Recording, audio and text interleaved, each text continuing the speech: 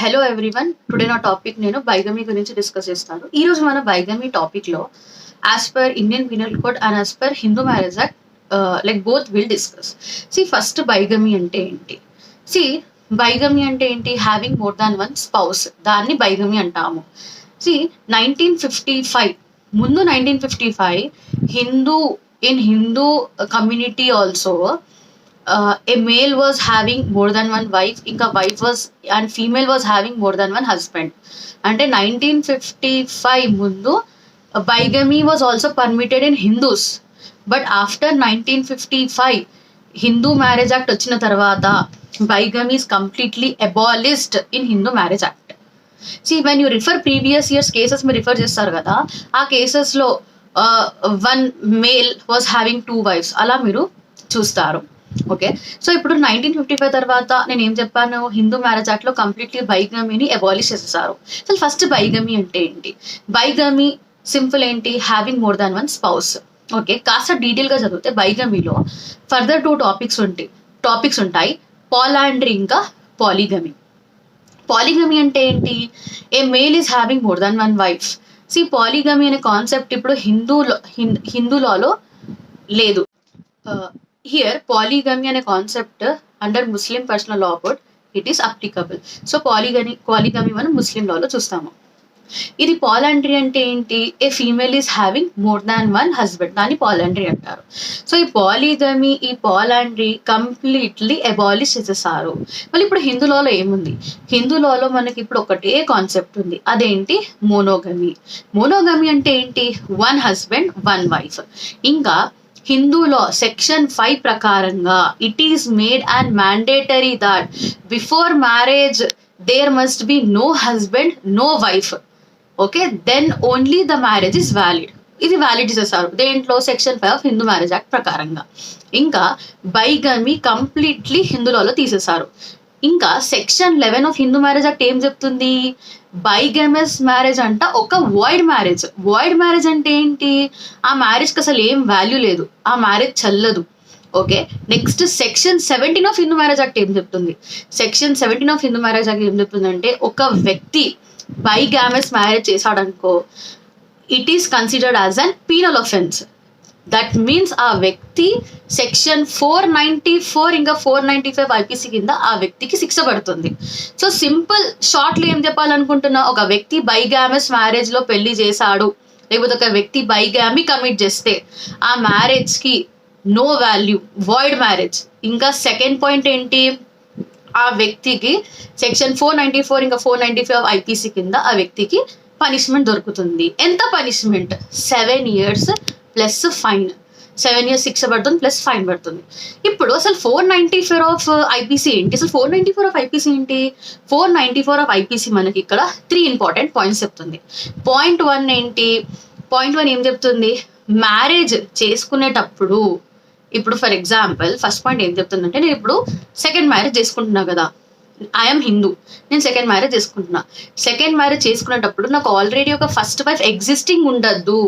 ఇప్పుడు సరే, నాకు ఫస్ట్ వైఫ్ ఎగ్జిస్టింగ్ ఉంటే ఆ ఫస్ట్ వైఫ్ తోటి నాకు విడాకులు తీసుకోవాలి, లేకపోతే ఆ ఫస్ట్ వైఫ్ నాకు ఎక్కడుందో, like the first wife is ఎక్కడుందో కూడా నాకు తెలీదు for 7 years.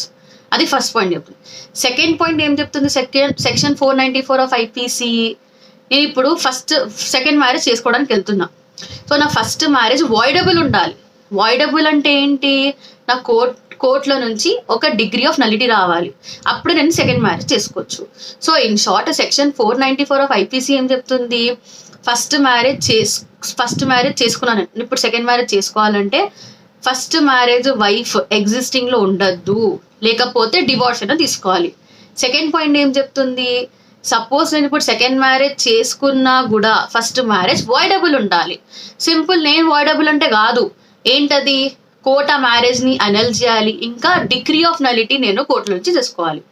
So section 494 of IPC ఒక నాన్ కాగ్నిజబుల్ ఇంకా బెయిలబుల్ ఆఫెన్స్. ఇప్పుడు బైగమీ మనం చదువుకున్నాం. ఇప్పుడు బైగమీ ఒక వ్యక్తి కమిట్ చేశాడు అనుకో, ఆ వ్యక్తి మీద మనకి కంప్లైంట్ ఫైల్ చేయాలి.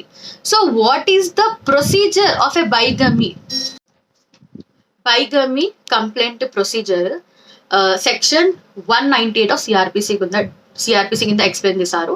ఈ సెక్షన్ 190 ఆఫ్ సిఆర్పిసి, నేను సిఆర్పిసి టాపిక్ చెప్పేటప్పుడు I cover section 198. So బైగమీ complaint procedure మనకి సెక్షన్ 190 ఆఫ్ సిఆర్పిసిలో డీటెయిల్గా డిస్కస్ చేశారు.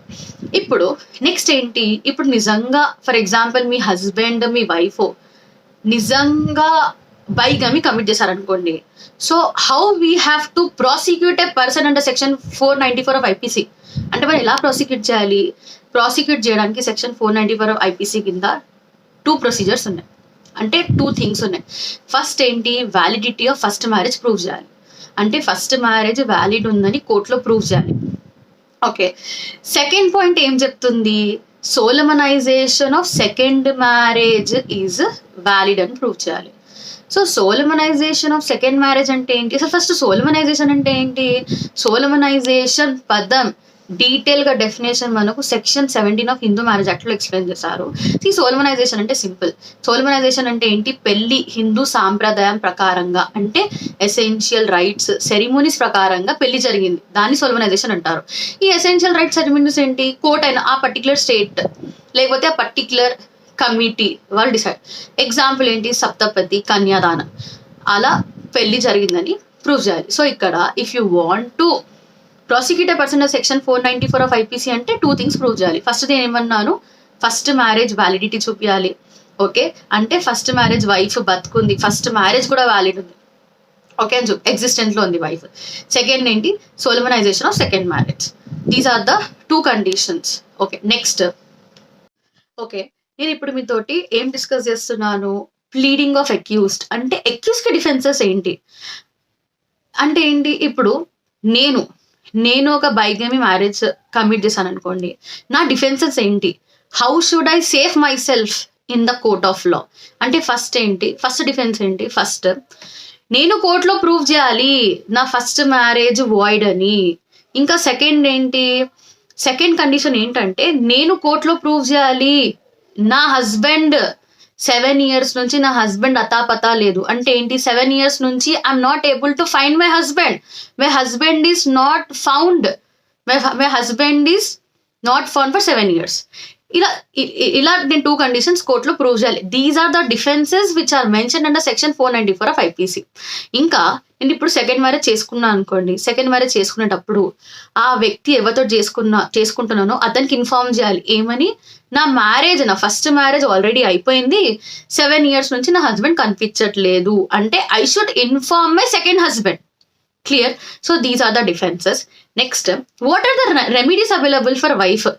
ఇప్పుడు నా హస్బెండ్ బైగమీ కమిట్ చేశాడు అనుకోండి, నాకేం రెమెడీస్ ఉన్నాయి? ఫస్ట్ రెమెడీ ఏంటి, divorce. Section 13 of Hindu marriage act ఏం చెప్తుంది, డైరెక్ట్ మీరు డివోర్స్ తీసుకోవచ్చు, ground for divorce if husband is committing a బైగమీ. Second remedy ఏముంది, ఇంజంక్షన్.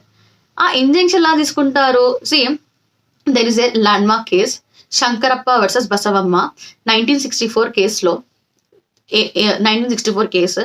ఈ కేసులో ఏం చెప్పారంటే, ఇప్పుడు మీకు తెలిసిపోయింది మీ హస్బెండ్ వైఫ్ సెకండ్ మ్యారేజ్ చేసుకోవడానికి వెళ్తున్నారని, యూ గాట్ అన్ ఇన్ఫర్మేషన్. ఆ మ్యారేజ్ ఆపడానికి మీరు సివిల్ కోర్టులో ఇంజంక్షన్ ఆర్డర్ ని ఫైల్ చేసుకోవచ్చు. థర్డ్ రెమెడీ ఏంటి, petition for maintenance. Fourth remedy ఏంటి, I can file and declaratory suit under section 34 specific relief act. ఈ డిక్లరేటరీ సూట్ అంటే ఏంటి, నా హస్బెండ్ సెకండ్ మ్యారేజ్ చేసేసుకున్నాడు, నేను కోర్టు నుంచి డిక్లరేటరీ సూట్ తెచ్చుకోవాలి. ఏమని, నా హస్బెండ్ చేసుకున్న second marriage null and void, దానికి వాల్యూ లేదు. So these are the 4 remedies available for wife. So ఇక్కడ రెమెడీస్ ఆఫ్ వైఫ్ ఏంటి, 4. ఏంటది, first one divorce, second one petition for maintenance, third ఏంటి ఇంజంక్షన్, ఫోర్త్ ఏంటి she can go and file declaratory suit in the specific relief act. Okay, I'm ending this video, ఇక్కడ ఏం చేసేసుకుంటున్నా. I hope మీకు ఈ topic నచ్చింది. మీకు ఫర్దర్గా ఏమన్నా డౌట్స్ ఉంటే మీరు కామెంట్ సెక్షన్లో నాకు డౌట్స్ అడగచ్చు. Okay, will meet in the next video with some interest.